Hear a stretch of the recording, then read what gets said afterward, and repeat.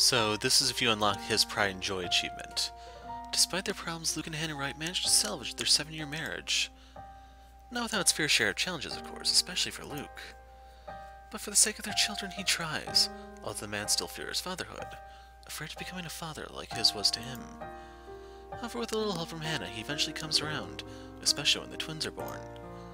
He's still far from being a good father. He thinks he never will be. There are parts of him that will always remain unpleasant and will exasperate Hannah to no end. But even someone like him sees the joy in this, in having a family. For the first time in a long while, he admits he's content. They're happy.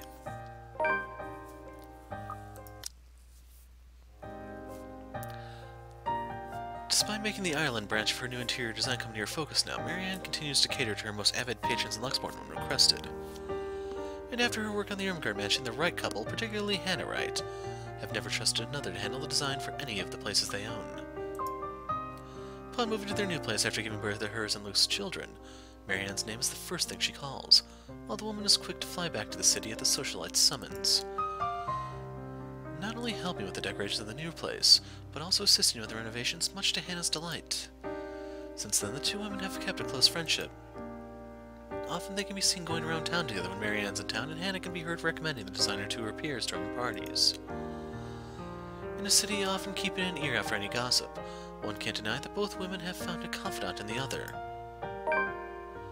With help from family friends, we'll hit the skip button, see if anything changes. Kinda curious how the Rebecca thing is going to play out since he's still married. Is it going to change? Following his success in bringing several major cases to a close, Ashton Frey receives a recommendation for transfer to Luxmore's lead agency against organized crimes. An endorsement eagerly backed by the newly appointed successor to the late Chief Inspector Lee, Abigail Harris. Knowing he'll have more resources, leeway, and a bigger chance at ultimately bringing Luke Wright to justice, Ashton Frey accepts. He still warns the people close to him against Wright and his associates, but only a friendly reminder now more than anything. Though he does worry, he believes they are wise enough to know who and what they are doing and trust their judgment.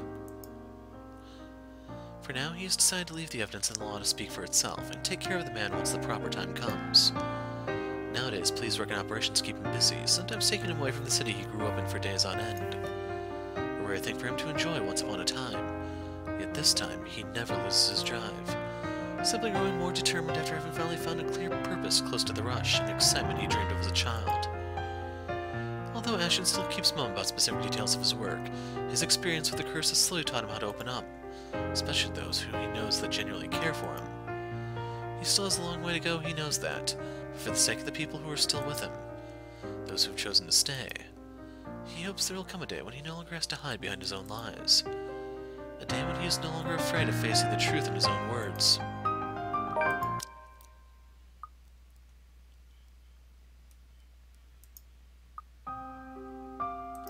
So yeah, there wasn't even a mention of Rebecca and all that. Huh. That's kind of interesting. Okay. So, hit up the CGs, or no, it's epilogues. Individual good.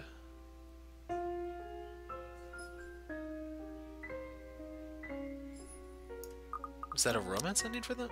Ah, variant 1. Oh, okay, I think I get it. Variant 1 is if you have high affection but not necessarily max, and variant 2 is if you do have max. So the good news is, it's possible to knock Luke down low enough to get the other endings in the last chapter. Okay, that's interesting.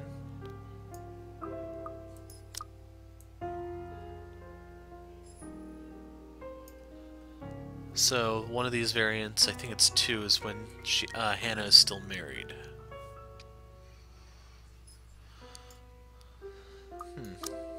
Well, so we got some more endings now.